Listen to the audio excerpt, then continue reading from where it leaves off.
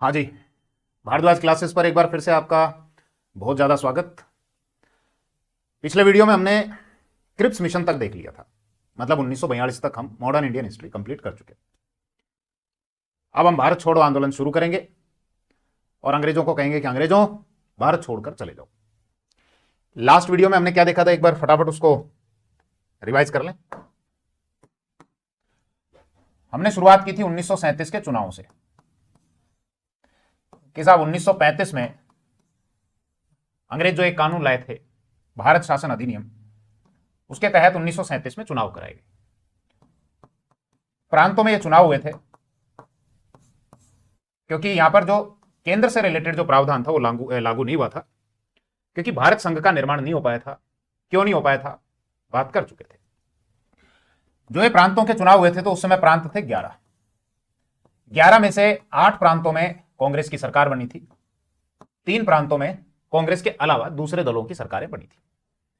8 प्रांतों में से 5 में कांग्रेस को कंप्लीट मेजोरिटी मिली थी और 3 में कांग्रेस ने गठबंधन से सरकार बनाई थी। जिन 5 प्रांतों में कांग्रेस को मेजोरिटी मिली थी उसमें यूपी यानी यूनाइटेड प्रोविंस, एमपी यानी कि मध्य प्रांत, इसके अलावा मद्रास, इसके अलावा बिहार और ओडिशा, मतलब आज का ओडिशा या उस समय का उड़ीसा। जिन 3 राज्यों में, 3 प्रांतों में गठबंधन की सरकार बनी थी उसमें एक तो बॉम्बे, हालांकि बॉम्बे में एक ही सीट कम रह गई थी मेजोरिटी से, तो एक प्रकार से मेजोरिटी बोल सकते हो आप। इसके अलावा उत्तर पश्चिम सीमांत प्रांत, नॉर्थ वेस्ट फ्रंटियर कॉरिडोर, और इसके अलावा सिंध। यहां 3 जगह सरकार, सॉरी सिंध नहीं, सिंध तो इधर आएगा आपका। एक तो बॉम्बे हो गया, नॉर्थ वेस्ट फ्रंटियर कॉरिडोर और आसाम, ये 3 जगह। जहां 3 प्रांतों में कांग्रेस की सरकार नहीं बनी थी उसमें एक तो था आपका ये बीएसपी, मैंने ट्रिक बताई थी, बीएसपी। बी का मतलब हो गया आपका बंगाल, एस का मतलब हो गया सिंध और पी का मतलब हो गया पंजाब। बंगाल में किसकी सरकार बनी थी फिर? बंगाल कृषक पार्टी या बंगाल पीजेंट पार्टी की, फजल उल हक इसके लीडर थे, नेता थे। सिंध में गठबंधन सरकार बनी थी। दरअसल वहां पर जो सबसे बड़ी पार्टी थी वो तो सिंध यूनाइटेड करके एक पार्टी थी, लेकिन वो मेजोरिटी प्राप्त नहीं कर पाई थी। सबसे बड़ी पार्टी तो थी, तो इसीलिए गवर्नर ने दूसरी नंबर की जो पार्टी थी उसको आमंत्रित किया था। तो सबसे बड़ी पार्टी तो सरकार नहीं बना पाई, दूसरे नंबर की पार्टी आई और उसने अलायंस के साथ में गुलाम हुसैन करके लीडर थे, उनके नेतृत्व में यहां पर सरकार बनी थी। और पंजाब में यूनियनिस्ट पार्टी थी, यूनियनिस्ट पार्टी, इसके नेता थे खिज्र हयात खां और सिकंदर हयात खां। ये हमने देखा। फिर हमने ये बात की थी कि 1939 में जब दूसरा विश्व युद्ध शुरू हो गया तो यहां भारत का जो गवर्नर जनरल था लिन लिथगो, उसने कहा 3 सितंबर 1939 को कि इस दूसरे विश्व युद्ध में भारत भी हिटलर के खिलाफ युद्ध में कूद पड़ा है, भारत भी लड़ रहा है। क्योंकि इनके जो अलग अलग गुट बने हुए थे, एक तरफ तो था ब्रिटेन, एक तरफ था ब्रिटेन के साथ ही था फ्रांस, इसके अलावा इनके साथ था यूएसए, इनके साथ ही था आपका चीन, दूसरा वाला जो गुट था उसमें था जर्मनी, इटली, जापान भी जुड़ गया था। तो जर्मनी में हिटलर था, ये कह रहे थे हिटलर तानाशाह है और हम लोकतंत्र के मूल्यों को स्थापित करने के लिए यहां पर लड़ रहे हैं। अब ये बात अलग है कि दुनिया में लोकतंत्र स्थापित करने की ठेकेदारी ले रखी थी, लेकिन भारत में वहीं पर शोषण कर रहे थे। भारत में लोकतंत्र याद नहीं आ रहा था, लेकिन वहां पर याद आ रहा था। खैर, 3 सितंबर 1939 को यह कहा कि भारत भी इस विश्व युद्ध में भाग लेगा। तो कांग्रेस वालों ने पूछा कि साहब इतने प्रांतों में हमारी सरकारें हैं, हम मेजोरिटी में हैं, बिना भारतीयों से पूछे तुम भारतीयों को कैसे सम्मिलित कर सकते हो? तो कांग्रेस ने जहां जहां प्रांतों में इनकी सरकारें थी वहां पर क्या दे दिया? इस्तीफा। कब दिया गया इस्तीफा? 15 नवंबर 1939। मोहम्मद अली जिन्ना इससे राजी हुआ। क्यों राजी हुआ? क्योंकि हमने देखा था कि यूनाइटेड प्रोविंस में, संयुक्त प्रांत में जब चुनाव हुए थे तो चुनाव से पहले कांग्रेस ने और मुस्लिम लीग ने गठबंधन किया था कि सरकार बनेगी तो मिल बांट के बनाएंगे, लेकिन कांग्रेस को यहां मेजोरिटी मिल गई तो मुस्लिम लीग के लात मारी। मुस्लिम लीग का नेता मोहम्मद अली जिन्ना वो नाराज हुआ, पहले साथ था, बाद में अब जब कुछ नहीं मिला, लड़ाई वड़ाई नहीं मिली, तो फिर कांग्रेस की बुराई करनी शुरू कर दी है, कहना शुरू कर दिया कांग्रेस जो है वो हिंदुओं की पार्टी है, जहां जहां कांग्रेस की सरकारें हैं वहां मुसलमानों पर अत्याचार हो रहा है। और अत्याचार की जांच के लिए बोले हम कमेटी बनाते हैं, एक तो शरीफ समिति बनाई थी और एक पीरपुर। तो मोहम्मद अली जिन्ना तो वैसे चिड़ा बैठा था। अब जब इन्होंने इस्तीफे दिए 15 नवंबर 1939 को, तो मोहम्मद अली जिन्ना ने कहा बोले मुक्ति मिल गई, तो मुक्ति दिवस मनाया। कब मनाया? 22 दिसंबर 1939 को। इतना हो गया था। फिर हमने देखा कि अब जब इतना रायता बिखर गया, ये दही फैल गया, तो अंग्रेज इसको समेटने की कोशिश कर रहे थे, क्योंकि भारतीयों का साथ चाहिए था। तो उन्होंने एक तो अगस्त प्रस्ताव रखा, क्योंकि अगस्त के महीने में आया था, और एक उन्होंने क्रिप्स मिशन को भेजा, क्योंकि उससे बात बनी नहीं थी। Cripps mission. अगस्त प्रस्ताव क्या था?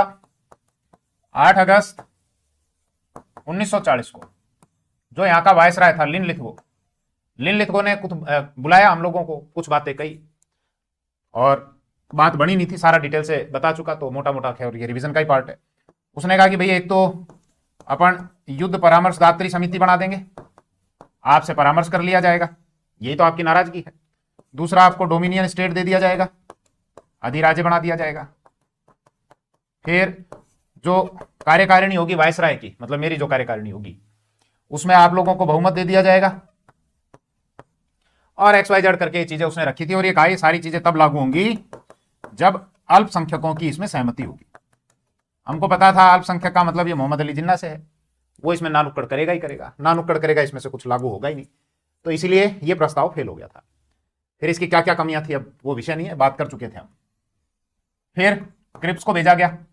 ब्रिटेन का प्रधानमंत्री था चर्चिल पर भी दबाव बन रहा था, क्योंकि अमेरिका का जो राष्ट्रपति था रूजवेल्ट, और चीन का जो राष्ट्रपति था चांग काई शेक, ऐसे नाम है, चांग काई शेक, शेख एक पिता होगा बना के, इसलिए चांग काई शेक। इन्होंने दबाव बनाया, बोले भारत वाला मैटर सोल्व करो भाई, ये क्या फालतू का क्या नाटक चल रहा है। तो क्रिप्स को भेजा गया था। क्रिप्स यहां पर आया, मतलब वहां कैबिनेट का व्यक्ति था, वहां की संसद का व्यक्ति था, लेबर पार्टी का था, और वो युद्ध के टाइम पक्ष और विपक्ष मिलकर वहां पर सरकार चलाते हैं। इसको भेजा गया क्रिप्स को। यह आया 22 मार्च 1940 को। इसने भी ये बहुत सारी चीजें हमको बताई, बोले तुमको वही डोमिनियन स्टेट दे देंगे। फिर हमने कहा हम तो पूर्ण स्वराज्य की मांग कर रहे थे, इसका मतलब विदेश नीति नहीं दोगे स्वतंत्र? बोले नहीं, तुमको विदेश नीति जो होगी वो भी तुम्हारी स्वतंत्र होगी। बोले यहां पर ये अड़ंगा अड़ा दिया था इसने कि अल्पसंख्यकों से पूछेंगे, बोले नहीं, ये वीटो नहीं देंगे, अल्पसंख्यकों से अलग से बात की जाएगी, अल्पसंख्यकों से अलग से अपन बात करेंगे।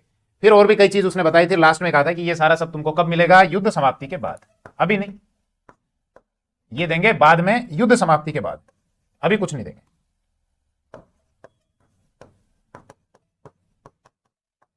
ये भी कर लिया था। फिर ये भी हमने डिस्कशन कर लिया था, ये मैंने आपको बता दिया था कि ये जो अगस्त प्रस्ताव रखा गया था 8 अगस्त 1940 को, हम इससे राजी थे नहीं। तो गांधी जी ने कहा कि अंग्रेजों का हम विरोध करेंगे, लेकिन विरोध भी सीमित दायरे में करेंगे, बड़े लेवल पे नहीं करेंगे, क्योंकि अंग्रेज जो है उस समय हिटलर के खिलाफ लड़ रहे हैं। हिटलर मानव शांति के लिए खतरा है, लोकतंत्र की स्थापना करने के लिए लड़ रहे हैं, तो अपन अंग्रेजों का साथ देंगे, इनका विरोध नहीं करेंगे बड़े स्तर पर, क्योंकि बड़े स्तर पर अगर विरोध करेंगे तो इनकी ताकत बढ़ जाएगी। वहां पर भी ताकत लगाएंगे युद्ध में, यहां हमारे आंदोलन को दबाने के लिए लगाएंगे, हिटलर को पराजित नहीं कर पाएंगे, वो मानवता के लिए खतरा है, इसलिए बड़ा आंदोलन नहीं करना चाहिए। लेकिन अपना विरोध भी दिखाएंगे तो छोटा छोटा सा आंदोलन करेंगे, तो व्यक्तिगत सत्याग्रह करेंगे। कौन सा? व्यक्तिगत सत्याग्रह, कि अपने अपने स्तर पे सत्याग्रह करो, अंग्रेजों के जो ऑफिस हैं, बिल्डिंग, उनके सामने भाषण दो, गिरफ्तारियां दो, और गिरफ्तार नहीं होते हो, बच जाते हो तो दिल्ली की तरफ आ जाओ। तो इसीलिए इसको दिल्ली चलो आंदोलन भी कहा गया। फिर हमने देखा था ये जो आंदोलन शुरू हुआ था व्यक्तिगत, इसमें कुछ लोगों ने गिरफ्तारी दी थी। जो पहले सत्याग्रही थे वो अपने विनोबा भावे थे। एक आश्रम आता है पवनार, कहां आता है? महाराष्ट्र में आता है, पवनार आश्रम। वहां उन्होंने व्यक्तिगत सत्याग्रह किया, गिरफ्तारी दी। विनोबा भावे को अपन बोलते हैं गांधी जी का आध्यात्मिक उत्तराधिकारी, क्योंकि उनके जो इस प्रकार से जो विचार थे सामाजिक एकता, आध्यात्मिकता से रिलेटेड, उनको आगे इन्होंने बढ़ाया। और गांधी जी के जो राजनीतिक उत्तराधिकारी हैं वो हमको पता है, ये सत्ता किसके हाथ में आई थी? जवाहरलाल नेहरू के हाथ में, तो उनके राजनीतिक उत्तराधिकारी। विनोबा भावे के बारे में कुछ और फैक्ट बताए थे कि 1958 में इनको रेमन मैग्सेसे से पुरस्कार मिला था, और मरने के बाद 1983 में मरणोपरांत भारत रत्न पुरस्कार मिला था। इसके अलावा इन्होंने एक आंदोलन चलाया था, भूदान आंदोलन, कि जिन लोगों के पास में ज्यादा जमीन है वो अपनी जमीन कुछ दान कर दो, ताकि जिनके पास में नहीं है उनको भी मिल जाए। तो स्वैच्छिक अपनी इच्छा से समाज सुधार आंदोलन हो गया एक तरीके से। फिर इन्होंने गिरफ्तारी दी तो दूसरे नंबर पे जवाहरलाल नेहरू, ये दूसरे सत्याग्रही थे अरेस्ट होने वाले। तीसरे नंबर पे ब्रह्मदत्त, ये हमने कर लिया था।